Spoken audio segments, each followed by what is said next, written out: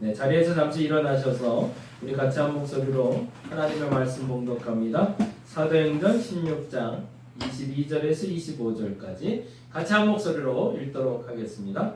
우리가 일제히 일어나 고발하니 상관들이 옷을 찢어 벗기고 매로 치라 하여 많이 친 후에 옥에 가두고 간수에게 명하여 든든히 지키라 하니 그가 이러한 명령을 받아 그들을 깊은 옥에 가두고 그 발을 착고에 든든히 채웠더니 한밤중에 바울과 실라가 기도하고 하나님을 찬송하며 죄수들이 듣더라. 아멘. 아멘. 자리에 앉아주시기 바랍니다. 오늘은 조금 단어 어려운 단어를 갖고 왔어요. 구속 가운데 구속이라고 썼는데 한문을 써놓지 않으면 헷갈릴 수 있어서 한문으로 좀 써놨습니다. 구속 가운데 구속. 구속은 앞에 있는 구속의 뜻은 뭘까요?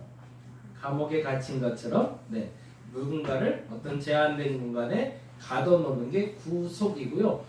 뒤에 있는 구속은 구할 구자를 씁니다. 그러니까 속박돼 있던 상태에서 구출해내다라는 뜻을 때 구속이라는 단어를 씁니다. 그래서 구속 가운데 구속이라는 제목으로 오늘 같이 말씀을 나누려고 하고요. 오늘 함께 볼 책은 안네 프랑크가 지은 안네의 일기. 여러분 너무 잘 아시죠? 이 책 보셨나요? 이야기 들어보신 분들은 많을 것 같고 사실은 지난주에도 말씀드렸지만 너무 익숙한 책들은 읽지 않고도 내용을 알고 있기 때문에 안 읽는 경우들이 너무 많은 것 같아요. 근데 저도 개인적으로 이제 설교 준비하면서 이제는 조금씩 보기 시작했는데 생각 외로 안 본 책들이 많더라고요. 어린이를 위한 책으로 아이세움에서 나온 책으로 저는 보고 있습니다. 이 책이 택한 이유는 논술을 준비하는 아이들에게 필요한 책들을 선정해서 명작들을 만들어냈고요. 그리고 또 내용들이 어렵지 않게 잘 편집되어 있고 원작 그대로를 다 담기에는 내용은 좀 어렵지만 앞뒤로 아주 설명이 잘 되어 있어서 아이들과 나누기 좋을 것 같아서 택했고요. 여러분은 원작으로 보시면 너무 좋을 것 같아요. 보면서 굉장히 우울해지더라고요. 마음이 굉장히 우울해지는 책이었고 지금 앞에 있는 사진은 안네 프랑크의 실제 일기장입니다. 글씨를 굉장히 잘 쓰는 어린 아이였네요. 16살 당시 세상을 떠났을 때 나이가 16살이니 참 안타까운 거죠. 1929년생이고요. 6월 12일 날 태어나 1945년 3월 12일 날 우리가 잘 아는 아우슈비츠라는 곳에서 장티푸스가 걸려서 세상을 떠나게 됩니다. 온 가족이 다 세상을 떠난 건 아니고요. 다행히 안네 프랑크의 아버지가 살아남네요. 그래서 아버지가 과거에 본인들의 피난처로 삼았던 곳에 남아있는 안네 프랑크의 일기를 꺼내다가 그 일기를 발간하게 된 게 사실은 우리가 알고 있는 안네 프랑크의 일기가 됩니다. 그런데 참 여기도 묘한 조심스러운 단어가 하나 섞이는데요. 이 일기를 가져온 게 아버지잖아요. 그래서 아버지가요 자기에게 잘못된 단어로 써 있는 것들은 빼고 출간을 했대요. 참 이건 아버지의 좀 이제 아버지가 이제 호되게 혼내면서 행동했던 잘못된 성품에 대한 부분, 행동에 대한 부분들이 있으면 그건 쏙 빼고 그렇게 출판을 했다고 합니다. 나중에 이제 밝혀져서 그거가 이제 다 출판이 돼서 아버지의 행동들도 드러났다고 하는데 그만큼 솔직하고 진솔하게 기록된 글들이 우리에게 전해지고 있습니다. 내용을 잠깐 좀 설명드리면 이렇습니다. 지금 있는 이 노란 별이 여러분이 잘 아는 대로 나치 수용소에 갇혔던 유대인들이 가슴에 달았던 별이죠. 유대인이라고 써있는 유대인들의 상징 아닌 다윗의 별이라고 불리는 별을 가슴에 담고 참 묘한 사람들이죠. 본인들이 자랑스럽게 여기는 다윗의 별이 수치의 상징이 되게 만듭니다. 기발한 나쁜 아이디어죠. 독일에서 태어난 유대인이었던 안네는 히틀러가 정권을 잡고 전쟁이 일어나자 가족들과 함께 독일을 떠나 네덜란드로 피신을 갑니다. 근데 이 네덜란드도 독일에게 함락당하게 되죠. 그리고 네덜란드에 숨어있던 사람들이 모두 다 유대인의 별을 달고 살기 시작합니다. 이 장면은 이제 안네 프랑크의 안네의 일기를 작품으로 해서 1959년에 만들어진 영화인데요. 그 영화의 사진을 보여드리면서 하면 훨씬 이해가 쉬울 것 같아서 사진으로 가져왔습니다. 하지만 나치의 유대인권과 처형이 더욱 심해지자 안내의 가족과 연인 피터가 사실은 안내의 남자친구인데 연인이라고 말하기 좀 그렇고 16살의 연인까지는 아니고 남자친구가 있는데 그리고 가족 그리고 듀셀 등의 몇몇 가정들이 미래에 준비해둔 은신처로 옮겨 은둔 생활을 시작을 합니다. 은신처는 빌딩형 건물인데요. 한 5층에서 6층 정도 되는 빌딩형 건물의 다락 공간이 됩니다. 그래서 그 뒤에 책장 뒤로 해서 들어갈 수 있는 공간을 만들어 놓고 그 뒤에서 생활하는데 생각보다 쾌적하고 생각보다 넓은 공간에서 피난 생활을 합니다. 은신처죠. 말 그대로 숨어있는 공간이었고요. 몰래 나와서 이제 음식을 사 먹고 이런 건 가능했는데 네덜란드가 독일에 항복하고 나서 규제를 했는데 1절 유대인들에게는 바깥 활동을 전혀 금지했지만 3시부터 5시까지만 음식을 할 수 있었고 그리고 외부 활동 전혀 불가, 교육 불가 뭐 이런 식의 기준들을 정해서 유대인들을 탄압하기 시작했다고 하네요.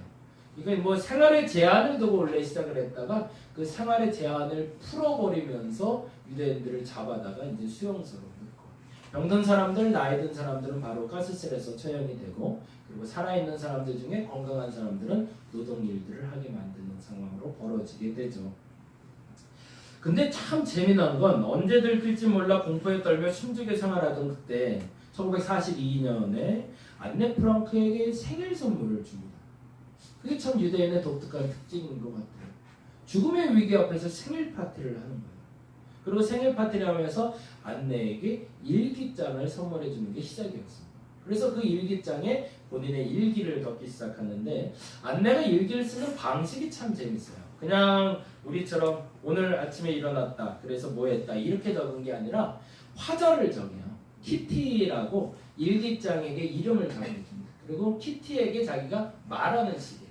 친구에게 오늘 하루를 설명해주는 식으로 일기를 써가기 시작해요. 그리고 정말 감사한 게 앞부분에 자기 부모님에 대한 소개를 넣죠. 나는 가족이 어떻고 우리의 일상은 어떻고 그리고 심지어는 그 은신처의 구조와 은신처에서의 생활 계획표까지도 다 적어놓게 돼요. 그래서 오히려 그것이 이후에 밝혀졌을 때 굉장히 큰 자료로 남게 되는 거죠. 물론 매일 적진 않았습니다. 시마다 때마다 적는데 어른들하고 싸우는 이야기, 어른들의 성품 이야기까지 아주 상세하게 잘 기록되어 있습니다.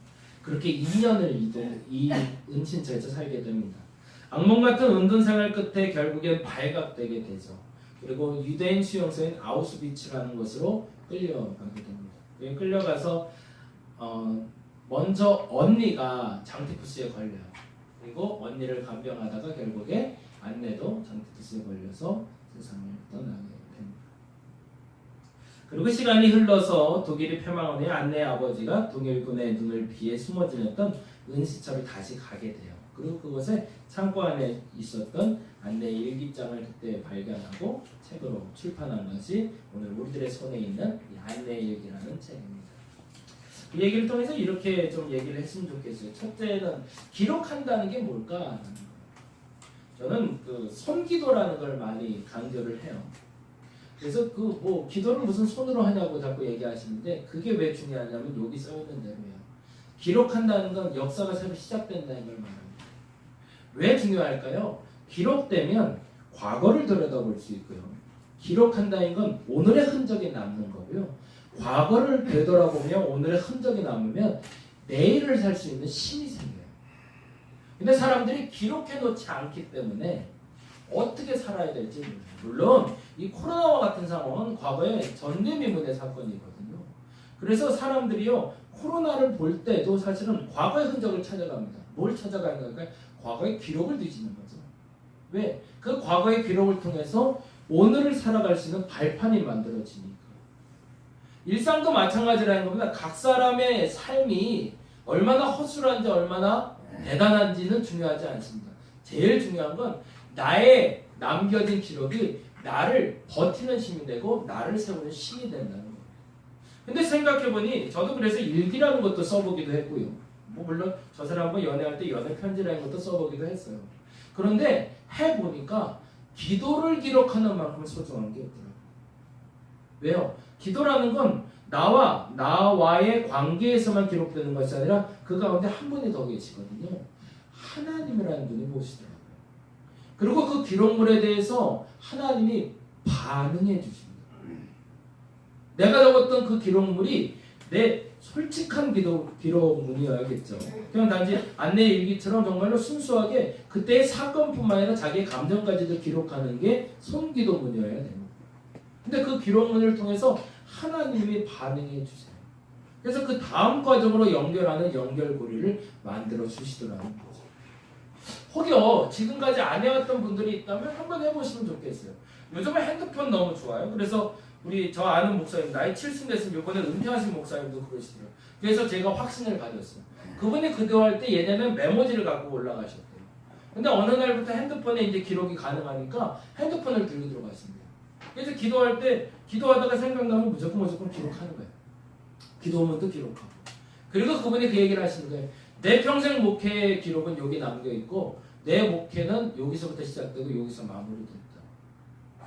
어찌 보면 우리의 신앙생활이 지금 코로나 시대에 가장 중요한 습관의 패턴 중에 첫째는 기록하는 걸 겁니다. 오늘의 기록을 여러분이 남겨주시기 바랍니다.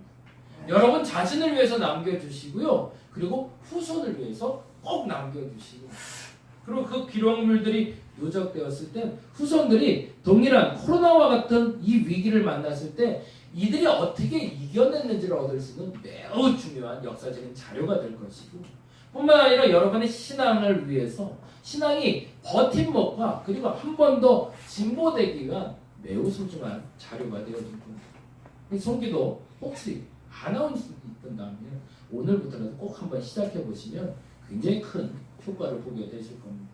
오늘 본문을 시작한 사도행전도 다음과 같이 기록하고 있습니다. 같이 한번 읽어볼까요? 데오빌로여, 내가 먼저 쓴 글에는 을은 예수께서 행하시며 가르치기를 시작하심부터 그가 택하신 사도들에게 성령으로 명하시고 승천하신 날까지의 일을 기록하였습니다. 누가는 마가와 마태와 요한과는 조금 다른 패턴으로 성경을 기록합니다. 마태와 마가는 구전으로 들어왔던, 그리고 본인들이 경험했던 것을 시작으로 해서 글을 남기기 시작해요.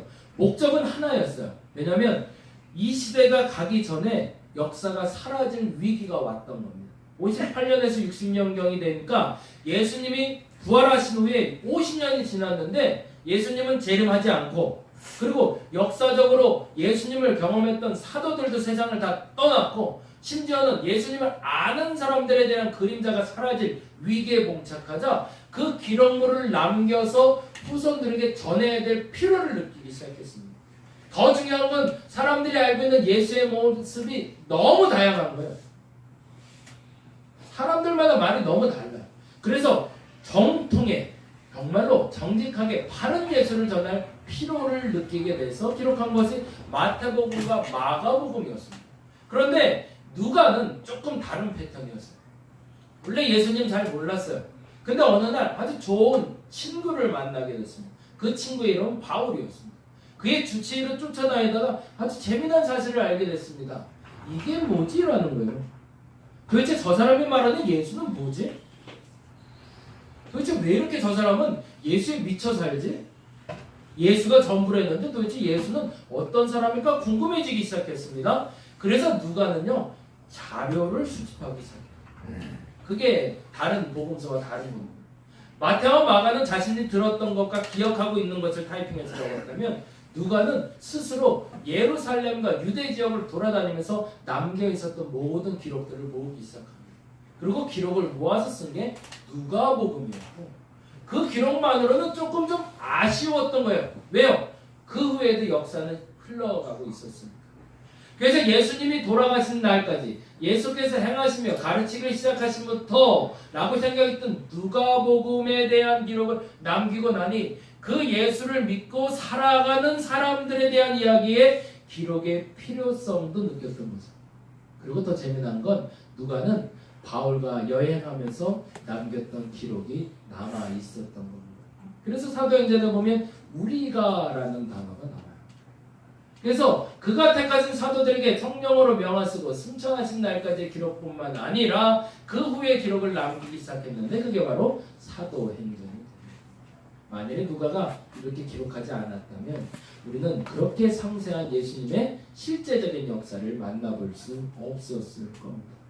다시 한번 요청드립니다. 나이가 드신 분들 그리고 젊은 사람 상관없어요. 특별히 저는 오래된 교회는 더 간절히 요청을 해요. 우리 교회 이제 4년이나 5년밖에 안 됐으니까 기록할 게 많지 않은데요. 역사의 기록뿐만 아니라 교회의 기록도 너무 중요합니다. 그래서 제가 가는 교회마다 장로님들에게 요청했던 것이 있어요. 녹취자를 좀 남겨달라. 과거의 기억들을 되살리면서 있었던 사건들, 경험들, 그냥 매우 주관적인 해석도 상관없이 기록을 남겨달라. 그리고 그것이 누적돼서 객관적인 교회의 역사책이 만들어질 수 있고. 그게 왜 필요할까요? 그렇게 쌓여진 기록물들이 21세기 이후에 교회가 만들어지고 교회에서 신앙생활을 하는 이에게 발판이 되거든요. 평가의 기준이 돼요. 이렇게 하면 안 된다, 이렇게 하면 된다라는 기준이 만들어지기 때문에 그 기록은 너무 중요한 겁니다. 성립교회도 마찬가지. 지금부터 기록을 남길 필요가 있습니다.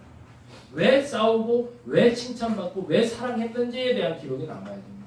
그 역사적인 기록이 남는다면 건강한 기록은 남을 수 있어요. 한 가지 조금 더 사변적인 얘기지만 한 가지 더 하면, 근데 한국에 있는 대부분의 개교회사는 다 이건 아니지만 80% 이상이 잘못됐어요. 이유는 담임 목사님 중심으로 교육이 돼요. 그래서 담임 목사님의 성장기, 담임 목사님 위주의, 담임 목사님 계실 때에 교회가 부흥했을 때를 중심으로 기록이 나온 거죠. 그러니까 담임 목사님을 욕하는 기록은 없어요. 그때 당시에 담임 목사님. 그래서 역사책에 남은 그 기록책을 보면 담임 목사님이 최고조로 항상 올라가 있어요.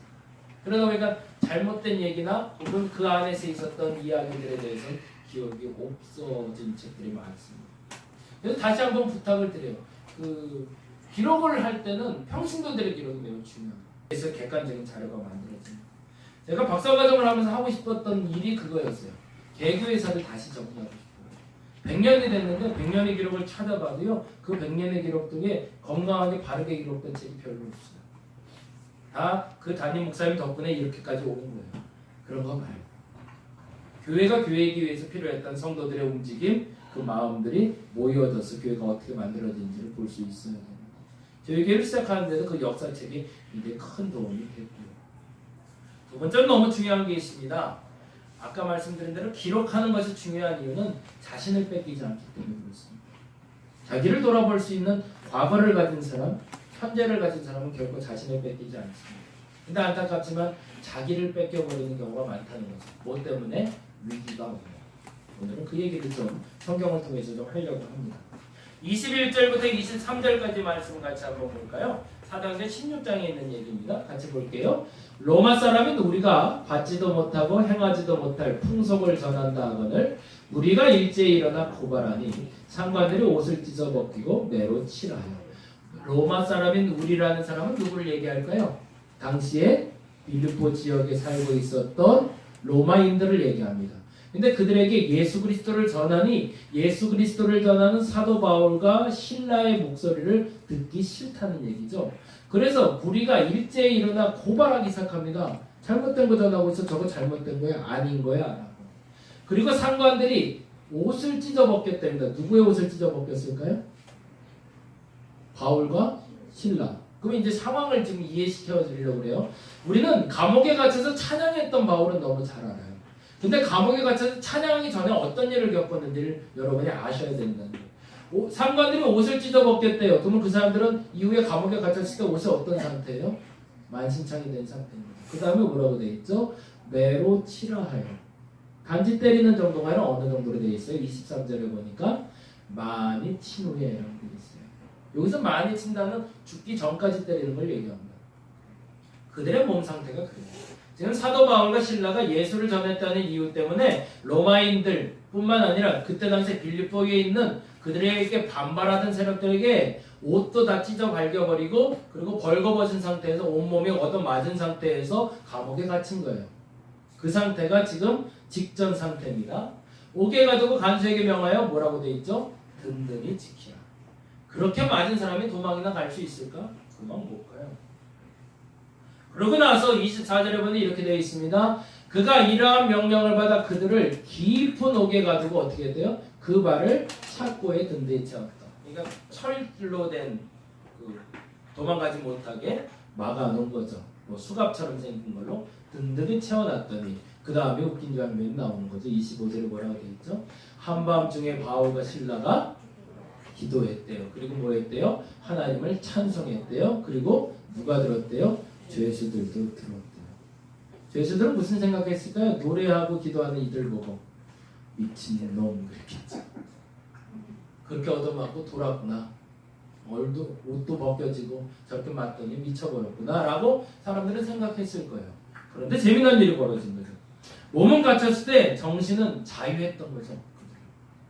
어떻게 그게 가능했을까? 몸이 그렇게 얻어맞고도 그렇게 만신창이가 된 것도 그 정신만큼은 자유했던 겁니다. 반면에 그 일이 있자 바로 이러한 사건이 벌어졌습니다. 우연의 일치일 수도 있죠. 갑자기 지진이 난 걸 수도 있고 하나님의 기적적 은혜일 수도 있습니다. 이에 갑자기 큰 지진이 나서 옥토가 움직이고 문이 다 열려버렸어요. 그리고 모든 사람의 매인 것이 다 벗겨졌어요. 문이 다 열리고 옥토가 움직인 게 지진 때문이라면 그건 이해가 돼요.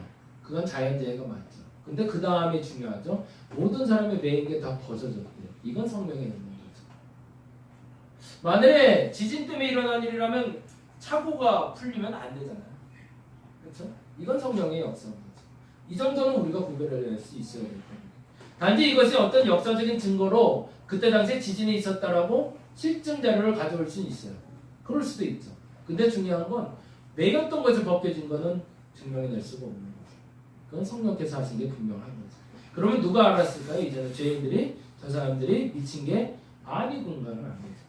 몸은 갇혀 있었지만 자유한 그들은 도대체 뭘까라고 죄인들도 그리고 그들을 가둬놨던 사람들도 궁금해할 만한 일이 발생한 겁니다. 그 다음에 이렇게 되어 있죠. 27절 같이 읽어봅니다.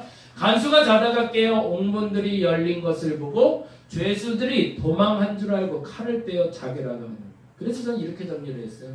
결국에 이들은 옥고에 차여 있지는 않았지만 결국에는 몸은 자유했지만 정신이 갇힌 사람들이었던 거죠. 옥에 갇혀 있었던 건 사실은 바울과 신라가 아니라 간수들이었던 거죠. 간수들은 죄수들이 도망간 줄 알고 확인해 볼 생각도 안 하고 뭐 한 거예요?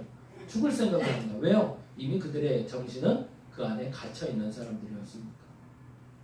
근데 재미난 일이 벌어져요. 28절에 이게 죄수가 한 행동은 아니거든요. 같이 읽어봅니다. 바울이 크게 소리 지릅니다. 뭐라고 그랬을까요? 그만 그랬겠죠. 칼로 찔러 죽으려고 했을 테니까. 자결이라는 게 뭐 이렇게 찔러 죽었겠지 뭐 목을 맬 준비하지는 않았을 거 아니에요. 그러니까 그만 스톱 뭐 이렇게 얘기를 했겠죠. 그리고 내 몸을 상하게 말라. 우리가 다 여기 있노라 라고 얘기해요. 우리 도망 안 갔어 라는 거예요. 우리 도망 안 갔어. 우리 여기 있으니까 걱정 마.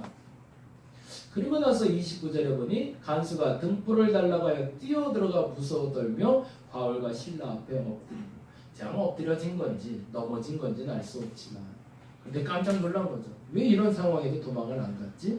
왜 그랬을까요? 앞서 말씀드린 대로 바울과 신라는 몸은 갇혔으나 성신은 자유로운 사람이었으니까 내가 지금 옥에 있는 게 아니었던 거죠. 그들의 마음. 근데 그 다음이 재밌어요. 그 다음 얘기 여러분이 읽어보신 분들은 알겠지만 간수가 와서 바울과 신라에게 엎드리고 다음과 같이 이야기합니다. 뭐라고 되어 있죠? 그들이 데리고 나가 이르되 선생들이여 내가 뭐라고 되어 있죠? 어떻게 하여 구원을 받으리까? 이 표현을 얘기하면서 우리는 어떤 표현을 하냐면 죽어서 천국 가는 얘기 우리 얘기합니다. 그런데 그 얘기가 아니었던 거죠. 이때 당시 얘기는 뭔 얘기를 하고 싶었던 거죠? 어떻게 당신처럼 몸은 갇혀 있으나 정신이 자유로울 수 있냐는 겁니다. 우리는 그게 안 되는데 감옥에 갇혔어도 어떻게 자유로울 수 있냐? 당신 영혼의 자유로움은 어디서 오는 거냐고 그 구원의 방법을 알려달라고 얘기를 하는 겁니다. 그러자 아주 멋지게 이렇게 얘기를 했던 거죠. 이르되 주 예수를 믿으라. 아주 멋진 표현입니다. 나는 몸이 갇혔지만 영이 자유로운 이유가 있어. 예수님 때문이야. 우리가 예수 그리스도를 믿어야 되는 이유는 궁극적으로 여기에 있습니다.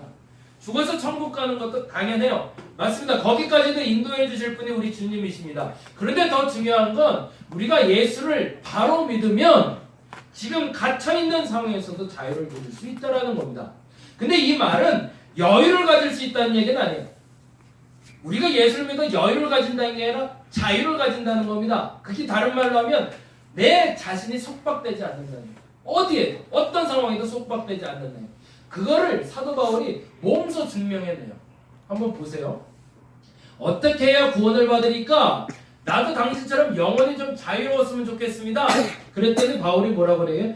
주 예수를 믿으라 그리하면 너와 내 집이 구원을 받아. 이 말을 듣자 간수는 너와 내 집의 의미를 압니다. 나만 이 얘기를 들어야 될 게 아니라 누구도 들어야겠다는 거죠. 우리 가족들도 들었으면 좋겠다는 생각이 든 거죠. 그러니까 이 간수가 하지 말아야 될 행동을 해요. 죄수들을 직접 데려다가 어디로 가는 거예요? 자기 집으로 데려간 거예요. 이게 말이 돼? 말도 안 되는 일이죠. 죄수를 데려다가 자기 집으로 데리고 가요. 그래서 얘기해요. 내가 이 사람들을 만났는데 이 사람들은 옥에 갇혀도 영원히 자유로워. 이 자유를 느끼는 사람들인데 이 사람들이 예수 믿으면 그게 된대. 근데 나도 잘 모르겠지만 너희도 이거 듣고 이렇게 됐으면 좋겠다고 얘기를 한 겁니다. 그래서 집에 가서 모든 사람에게 그 얘기를 전해주게 합니다. 어떻게 예수를 믿어야, 어떻게 바로 예수를 믿으면 내가 그렇게 자유로울 수 있냐고. 그리고 나서 이렇게 얘기합니다. 그 밤, 그 시각에 간수들이 그들을 데려다가 그 맞은 자를 깨끗이 씻어주고 자기가 온 가족이 다 세례를 뭐 한 거죠? 그들이 예수를 믿기로 작정한 거죠. 더 정확한 표현으로 오늘 말로 하면 몸이 갇혀도 영원히 자유로울 수 있는 방법을 알게 된 거죠. 그리고 나서 뭐라고 되어 있죠? 그들을 데리고 자기 집에 올라가서 음식까지 먹여요. 손님으로 접대한 거죠. 죄인들. 그 다음에 뭐라고 되죠? 그와 온 집안이 하나님을 모르고 크게 기뻐해요. 여기까지 된 다음에는 그 다음에는 어떻게 해야 돼요? 어차피 간수가 죄수를 감옥에서 데리고 나왔잖아요. 몸도 씻기고 고쳐줬잖아요. 그리고 밥도 먹었죠. 그러면 어떻게 해야 돼요? 사도 바울과 신라는 그 다음 길은 어디로 가야 돼요? 그냥 호련히 길을 떠나면 되나요? 나왔잖아요. 지금 감옥에서. 근데 그 다음 장면이 이렇게 돼요. 날이 새매 상관들이 부하를 보내어 이 사람들을 놓으라요. 그러면 바울과 실라는 지금 어디 와 있는 거예요? 다시 스스로 감옥에 들어간 거예요. 집까지 나왔는데 간수의 집에 나와서 밥까지 잘 먹고 됐어요. 예수 너무 잘했어요. 얘기하고 나 다시 감옥으로 들어갈래요. 그러는 거예요. 이게 가능할 수 있겠냐는 거죠. 왜요? 사도 바울은 감옥이든 밖에 있던 상관없게 나는 메인 사람이 아니기 때문에 가능한 거죠. 만약에 이걸 호재로 기회로 삼았다면 이 사람은 도망갔어야 맞는 겁니다.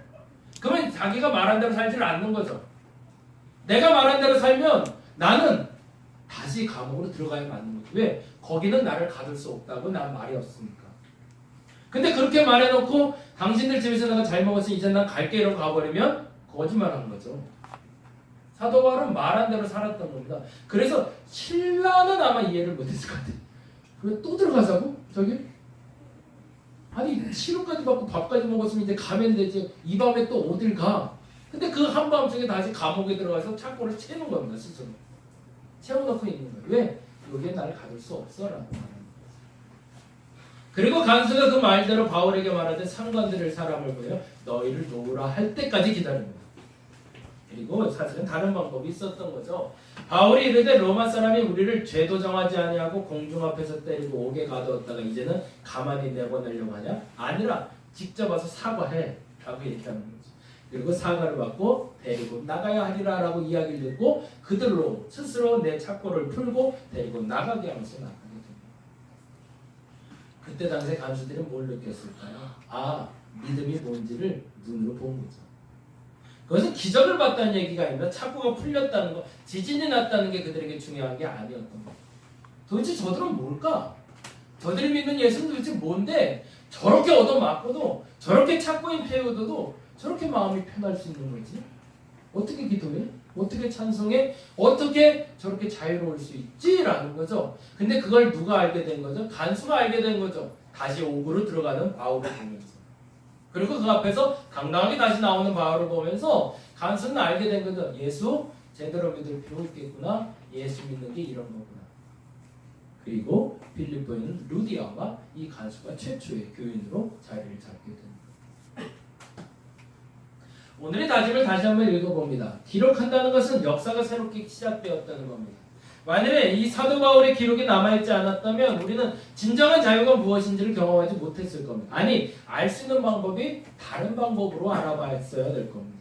근데 오늘의 기록물을 통해서 우리는 몸이 갇혀도 자유로울 수 있다는 것을 사도 바울의 경험을 통해서 알게 되는 거죠. 저와 여러분이 겪고 있는 이 코로나19의 상황도, 이 수해의 상황도, 지금 이 모든 갇힌 가운데 있는 상황에서도 그 기록물이 남겨지기를 간절히 바랍니다. 몸은 갇혔으나 영혼이 자유롭기를 간절히 바란다는 얘기입니다. 뭐를 통해서? 예수를 잘 믿음으로 말이에요. 진짜 예수를 믿음으로 말이에요. 그냥 허황된 예수가 아니라 그저 그렇게 남들이 말해주는 예수 그런 거 말고 진짜 내가 예수 믿어서 다른 사람들 어렵다 힘들다고 하는데도 불구하고 근심 가운데 있다고 하는데도 불구하고 자유로운 사람이 한번 되어 보자는 얘기입니다. 두 번째, 왜? 그것이 자신을 뺏기지 않는 겁니다. 사도 바울은 감옥에 갇혔어도 스스로를 뺏기지 않았던 거죠. 다른 걸 다 내줘도 나 자신은 뺏기지 않았던 사람 바울을 만나게 됐던 겁니다. 안내일기 중에 있었던 이야기에 설민석 교수가, 설민석 선생님이 얘기했던 글인데 한번 실어봤어요. 많은 유대인 동포들이 나치 비밀 경찰에게 잡혀 가축을 운반하는 트럭에 실려 베스테르보르크로 보내집니다. 탈주하는 것은 불가능합니다. 아마 대부분 학살당하고 있는 것 같습니다. 영국 라디오에서는 모두 독가스로 살해당하고 있다고 보도합니다. 나는 공포심에 사로잡혀 넋을 잃었습니다. 안내일기예요. 16살 되게 어린 나이의 일기예요. 얼마나 공포스러웠을까요? 근데 그 다음에 또 이렇게 기록돼요. 네, 설민석 선생님인데 이곳에 오늘은 21개월 동안 거의 몇 년, 2년 동안 우리는 셀 수 없을 만큼 특정 메뉴나 한 가지 종류의 야채만 먹었어요. 뭐요? 예를 들면 오랫동안 상추밖에 구할 수 없을 때는 날이 밝아도 상추, 저물어도 상추, 모래 섞인 상추, 깨끗이 씻은 상추, 스튜에 들어간 상추, 삶은 상추, 찜에 넣은 상추, 상추만 먹습니다. 상추 다음엔 시금치. 16살짜리 어린아이가 얼마나 힘들었을까? 먹을 게 없을 정도가 아니라 그 먹을 게 이거밖에 없을 때는. 근데 그 기록물들이 이렇게 남기고 있습니다. 반면에 이번 그 영상 보면서 제가 본 건데 우리나라에도 일제시대 때 동일하게 안내일기처럼 그러한 기록물이 하나가 여학생일기라는 게 있대요. 저도 보진 못했어요. 한번 찾아볼게요. 일제강점기에 우리나라에. 근데 저자의 이름이 기록이 되어 있지는 않대요. 그래서 익명으로 그냥 소심이라는 이름으로 적어서 우리에게 지금 알려지고 있다고 합니다. 일본 도서관에서 발견이 됐고 그래서 우리나라에서 출판이 됐다고 하는데요. 그 내용은 다음과 같습니다. 오늘은 가사 시간에 제공을 했습니다. 추위가 다가오는 중국에서 싸우는 용사는 여러 옷 한 장뿐이니 경북의 위무품으로 조끼를 드리고자 해서 그 재단을 했습니다. 중국에서 싸우는 용사는 누굴 얘기할까요? 독립군. 네, 계속 읽어봅니다. 네, 우리들이 노력해서 바느질한 끝에 벌써 512벌의 조끼를 완성했습니다. 그 다음에 31일부터 종기가 생겨서 그것 때문에 아무 일도 못했습니다. 학교에 억지로 갔는데 다른 학생들이 하는 것을 충분하지 못해 속이 상해. 왜 속이 상했을까요? 자기는 다른 애들처럼 많이 못 만들어내서. 그리고 중요한. 그 다음에 뭐라고 되어 있죠? 황군의 그 아픔. 그러면 일본군이죠. 중국하고 싸우고 있는 일본군들의 위문품을 누가 만들었다는 거예요? 그때 당시 얘도 16살이었습니다. 16살 여학생 소심이가 학교에서 재봉틀을 가지고 만들고 있었던 거죠. 황군의 그 아픈 몸, 괴로움, 힘듦에 동정하는 마음이 일어나며 함께 남경항락을 기뻐했습니다. 굉장히 중요한 글을 소개하면서 설민수 선생님의 얘기가 그랬어요. 누가 더 불쌍해 보이세요? 소심이가 아니면 안내가? 이 질문이 굉장히 중요한 질문입니다. 안내가 불쌍할까요? 소심이가 더 불쌍할까요? 그때 이제 감독들한테 물어봤어요. 감독들 그리고 거기 있는 그 시청자들한테 물어보니까 안내요. 왜 안내는 먹을 걸 못 먹잖아요. 근데 금방 죽을 수도 있잖아요. 막 이렇게 하고 얘기를 그랬더니 설민수 선생은 그러더라고요. 안내보다 소심이가 더 불쌍하다. 왜 그랬을까? 안내는 몸은 갇혔어도 영혼은 자유로웠지만 소심이는 몸도 영혼도 갇힌 상태. 스스로 일본인이라고 착각하고 살게 만들어진 세상. 그 세상에 살며 스스로의 인생을 마감할 그렇다면 누가 더 불쌍한 걸까? 그래서 우리는 기록에 남길 필요가 있습니다. 역사가 새롭게 시작돼야 되기 때문에 그렇습니다. 물론 여학생 일기를 기록할 때 그 여학생의 일기는 매일 검열을 거쳤대요. 선생님들한테 매일 도장을 받아야 되는 일기였기 때문에 어쩔 수 없이 그렇게 적혔다는 위안을 삼고자 합니다. 근데 안내 일기 또한 발각됐을 때는 즉결 심판인 거죠. 그럼에도 불구하고 그 영혼의 자유를 가지고 기록했던 것처럼 어찌 보면 우리는 그 기록을 남길 때 있어서 좋은 기록, 나쁜 기록 상관없이 나의 기록, 나를 잃지 않는 기억을 그 기억을 남길 수 있는 기록물을 시작해 주시기를 바랍니다. 저는 그거를 일기라는 말보다는 손기도라고 부탁드리고 싶습니다. 오늘부터 한번 노트를 한번 구입하셔서 그 손기도를 시작해 주시기 바랍니다. 여러분이 예수를 믿는다면 여러분이 어떤 자유를 주시는지 그리고 자기를 뺏기지 않기 바랍니다. 코로나19 때문에 어떻게 해야 될지는 아무도 몰라요. 그게 정답이에요. 지금 수해를 입었는데 아까 오면서 우리 집사람한테 설명드렸는데 땅이 품어야 될 물의 양을 넘쳐서 지금 땅이 토사가 돼서 산사태가 날 정도로 지금 자연도 감당하지 못하는 자연재해가 나타나고 있다는 거죠. 그런데 이 가운데 다 힘들고 어려운 상황이고 내일을 몰라요. 그러면 어떻게 해야 될까요? 이 기록물이 남아야만 다음에 이런 일을 겪었을 때 살아남을 방법이 있겠죠. 어느 동네인지 정확히 기억이 안 나지만 문득 그 얘기만 생각나서 말씀드리고 마무리할게요. 수해 때문에 도시마다 물에 잠기는 경우가 많은데 한 도시는 유독 수해를 입지 않는 도시가 있대요. 우리나라의 한 동네인데 그러니까 그 동네에서는 몇 년 전에 큰 수해를 한번 입었답니다. 그래서 그 수해를 입은 다음에 그 동네에서 지역에서 어떤 걸 했냐면 지하 깊은 곳에 터널을 파놨대요. 물을 저장할 수 있는 창고를.